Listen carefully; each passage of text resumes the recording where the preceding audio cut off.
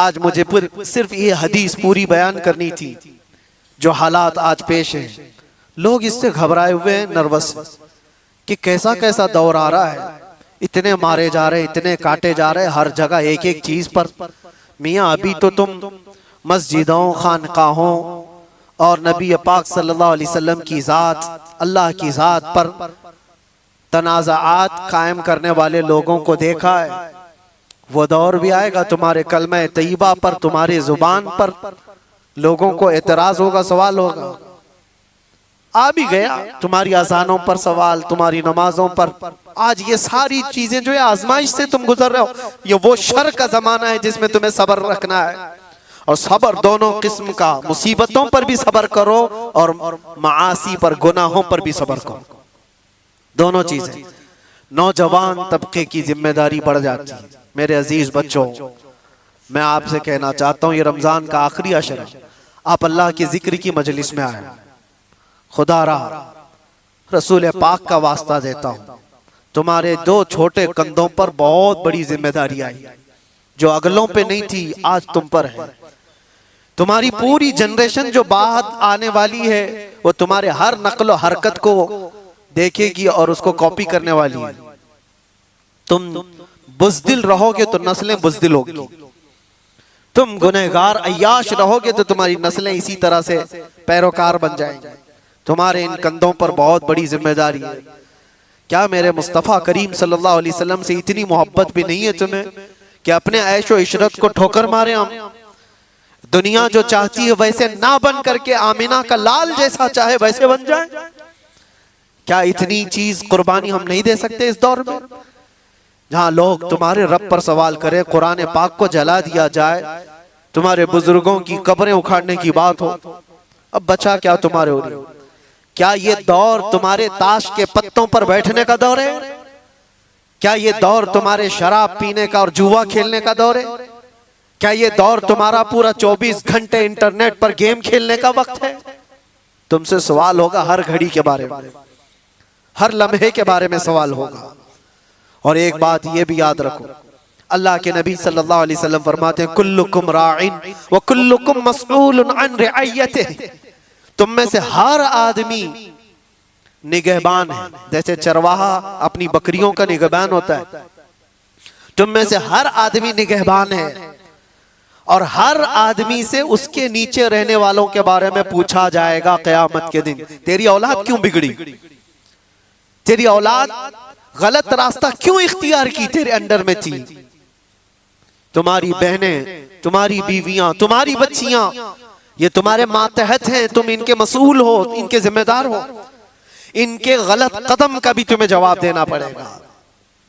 माहौल को बनाने के लिए तुम्हारे पास बहुत सारी चीजें हैं। उठो वो गर न हश्र न होगा फिर कभी, दौड़ो के जमाना चाल अपनी चल गया। इसीलिए इन फितनों के दौर में एक ही जगह से रोशनी मिलती है, वो गुंबद खजरा से। एक बात याद रखना मेरे अजीजों, दुनिया जिसको दिखाने के लिए कर रही होती है ना, वो दुनिया उनको देखती भी नहीं। जिसको दिखाने के लिए लोग कुछ चीजें कर रहे होते हैं, बहुत सारे लोग हैं, पूछा कि ये इतने नाक नक्शे, ये सारी चीजें तेरे चेंज हो गया, होलिया बदल गया?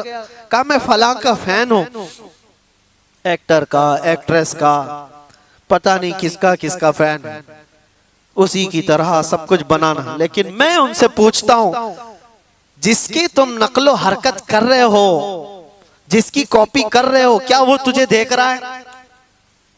क्या वो तुम्हें देख रहा है? वो देख करके कभी खुश हो रहा है? कभी तेरी खैरियत पूछा?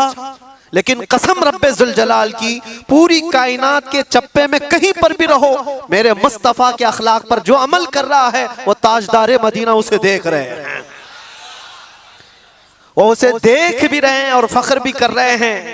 और ये भी फरमाया बुजुर्गों ने, हुजूर की सुन्नतों पर चलने वाला, दुनिया के ताने बर्दाश्त करने वाला, लोगों की गालियां सुन सुन करके जीने वाला, लोग उसको दकियानूसी कहते हैं, फंडामेंटलिस्ट कहते हैं, पुराने ख्यालात का कहते हैं, सब तरह की चीजें बर्दाश्त करता रहा, लेकिन अपने हुलियों को चेंज नहीं किया, अपनी तालीमात को नहीं चेंज किया, कुछ नहीं बदला।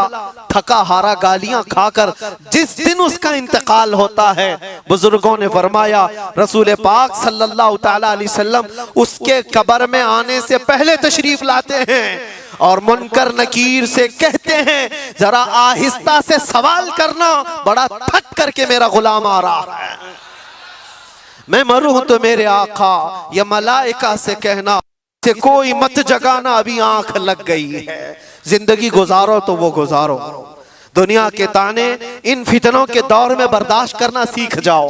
लोग तुम्हारे अखलाक पर उंगलियां उठाएं, तुम्हारे सच बोलने पर भी ताना होगा, तुम्हारे ईमान पर कायम रहने पर भी ताना देंगे लोग, तुम्हारी अच्छी बातों पर ताना देंगे कि इसकी जुबान तो देखो, मुल्ला बन गया, मौलवी बन गया, मौलाना जैसी बातें करने लग गया, ये ताने देने लग जाएंगे लोग।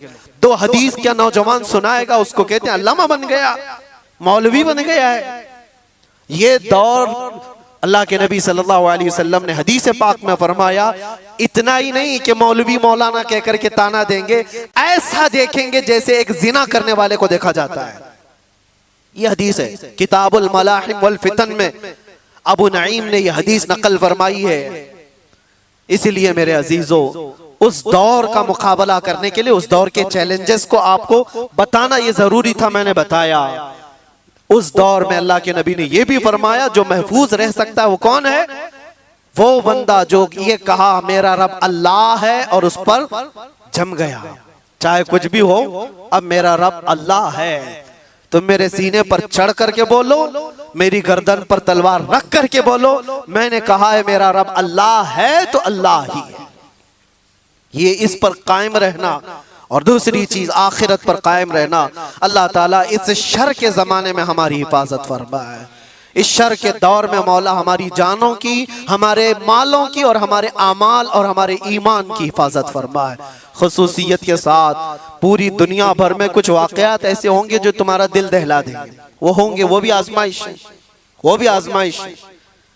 मुझे एक बात याद आती है, एक खातून जो सिर्फ और सिर्फ मुसलमान होने के नाते अमेरिका की जेल में कैद, और कितने सालों से, सालों बीत गए, 25 साल के करीब। उस खातून को दांत तक तोड़ दिए गए, जहन तक माजूर कर दिया गया, हर चीज। उस खातून ने अपनी बहन को मुलाकात में एक बात ये कही थी।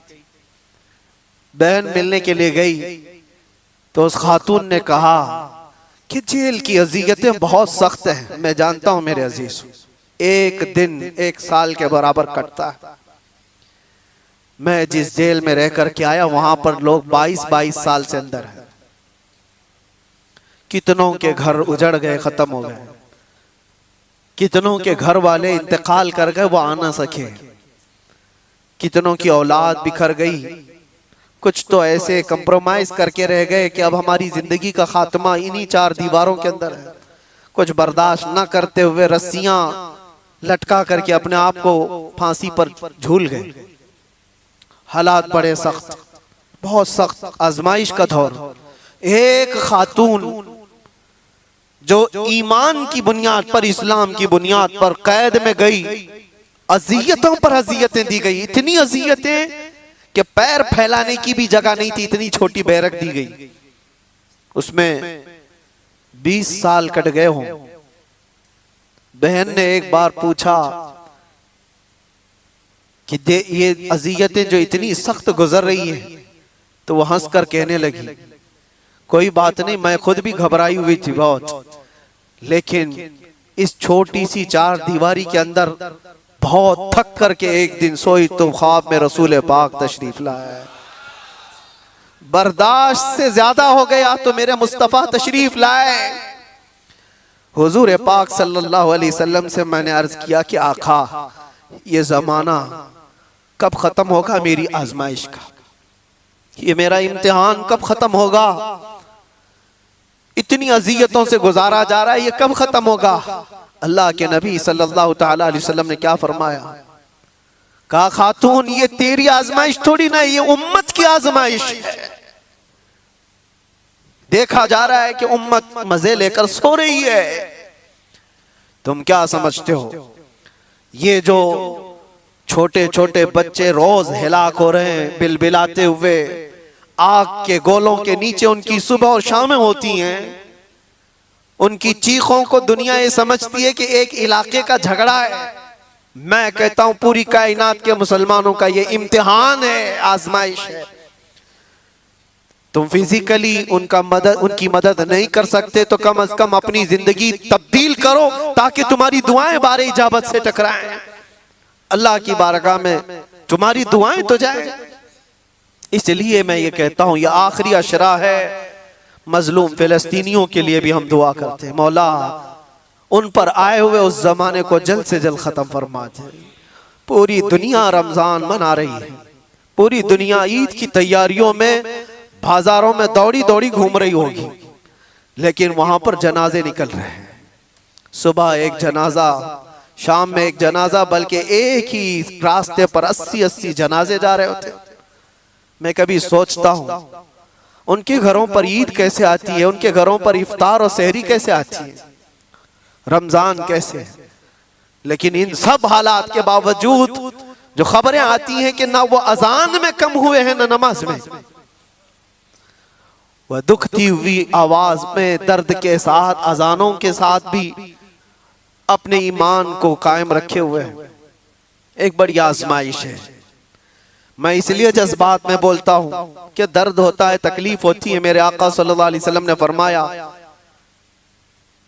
मैं फिर से अपने लहजे में कहता हूं, कुछ कुत्तों को इन बातों पर यह तकलीफ अगर होती हो कि कहीं और तकलीफ हो रही है तो आपको बोलने की क्या जरूरत, तुम्हें पता ही नहीं ईमान किसे कहते हैं। मेरे आका ने फरमाया, मसलुल मुमिनी का मसली जसदिन इज़ा इश्तका अदुन तुदआ लहु साइरुल जसदि बिस्सहरी वल उम्मा। हुजूर फरमाते हैं पूरे मोमिनों की मिसाल एक जिस्म की तरह है, एक अज़ू को तकलीफ हो तो पूरे जिस्म में बुखार आता है।